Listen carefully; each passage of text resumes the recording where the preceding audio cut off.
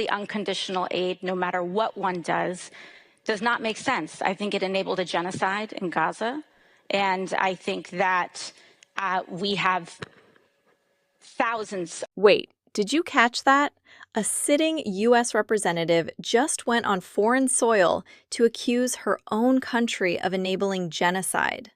This isn't just a soundbite, it's a massive shift in how our leaders represent us abroad. You need to see this. That was completely avoidable. And so I believe that enforcement of our own laws through the leaky laws, which requires conditioning aid in any circumstance, when you see gross human rights violations. Look at the tension in that room. You're watching Alexandria Ocasio-Cortez at the Munich Security Conference, and she is absolutely leaning into the most controversial stance possible while standing in Europe. Notice how she uses the phrase Leahy laws to give her argument a legalistic veneer, but the real impact is the optics of a U.S. official blasting the administration's foreign policy while standing next to world leaders. It's one thing to have this debate on the floor of the House in D.C., but taking it to a global security summit changes the stakes entirely. Whether you agree with her or not, the expert friend take here is that this is a calculated move to signal to the international community that the U.S. is internally fractured. She isn't just talking to the reporter, she's talking to every diplomat in that building. Pay attention to her body language. She knows exactly how much of a firestorm this is going to cause back home. For the United States and Europe, we belong together. We want allies who can defend themselves so that no adversary will ever be tempted to test our collective strength. This is why we do not want our allies to be shackled by guilt and shame. We want allies who are proud of their culture and of their heritage, who understand that we are heirs to the same great and noble civilization, and who together with us are willing and able to defend it. Now contrast that with Marco Rubio's approach at the exact same event. This is what you call a clash of civilizations in real time. Rubio is leaning hard into the noble civilization rhetoric, trying to bridge the gap with Europe by focusing on shared heritage rather than specific policy failures. Did you see the audience's reaction? He's trying to play the unifier for the West, but he's also slipping in a very sharp critique of mass migration and what he calls the shackles of guilt and shame. It's a fascinating pivot. He's essentially telling our European allies that they need to stop apologizing for their culture and start defending it. It's a direct rebuttal to the woke framing often seen in these international circles. Look at the way he positions the U.S. not as a bully, but as an heir to the same legacy as Europe. It's a very traditional, high-stakes, conservative pitch on a global stage. America is the leader of the free world. No, they see us as a wrecking ball. They see us as unreliable. And a lot of them think it's irrevocable. They don't think we'll ever come back to our original form. I'm not as convinced of that. Whatever happens, we can undo, we can shape-shift, we can fix.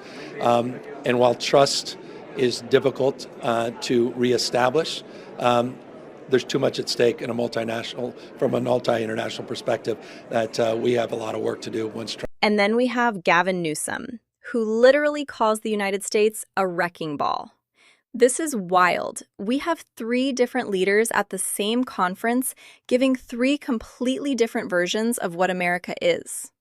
Newsom is basically telling world leaders to hang in there because he views the current administration as a temporary glitch. He's positioning himself as the stable partner from California. But did you notice the reporter's question? Do they still think America is the leader of the free world? His answer, no, is a massive admission. He's essentially campaigning for 2028 on a global stage, telling the world that he's the one who can shape-shift and fix the trust that's been broken. It's a high-risk strategy because it reinforces the idea that America can't be trusted to keep a consistent foreign policy from one election to the next. I do notice his teammates that all stood up for him. They all agreed with him. Gentlemen, I do That's your notice problem. that the United States athletes always seem to be the ones that are being asked that question by the media. I don't hear them asking that about to the Chinese. I didn't hear a single Chinese athlete be asked, so what do you think about supporting or being a symbol for your country or anything like that? They ignore Let's pivot back to the Olympics debate, because this ties into the same theme of national representation. You've got these analysts going head-to-head over whether an athlete is unpatriotic for having mixed emotions. The core of the argument here is simple. Is the podium a place for politics or performance? One guy is saying, look, we pay to see a concert, not an audition for a political office, while the other is defending the athlete's right to answer a question honestly. What's really interesting is the mention of Chinese athletes, the point about how they are never asked these trap questions by the media. It highlights a double standard in how Western athletes are handled compared to the rest of the world. It's a reminder that when you put on that flag, you're carrying the weight of 330 million people, and every word you say is magnified 1,000 times. It is. The two that I am on the panel with are much more steeped in foreign policy than a governor is. But I do think that Ukraine's independence, keeping their land mass, and having the support of all the allies, I think is the goal. Finally, check out this moment with Governor Gretchen Whitmer. This is a classic political dodge. When asked what victory looks like in Ukraine, she immediately defers to others, saying she isn't steeped in foreign policy. For someone often floated as a future presidential candidate, this is a glaring moment of vulnerability. If you want to lead the free world, you have to have a definition of victory. She eventually lands on independence and landmass, but the hesitation is what people are going to remember. It shows the massive gap between the domestic leaders who are all in on climate or social issues and the actual reality of complex global warfare. It's a subtle but powerful reminder of why these international conferences are such a minefield for governors trying to make the jump to the big stage. That's the breakdown for today. The world stage is getting crowded, and the messaging is more split than ever.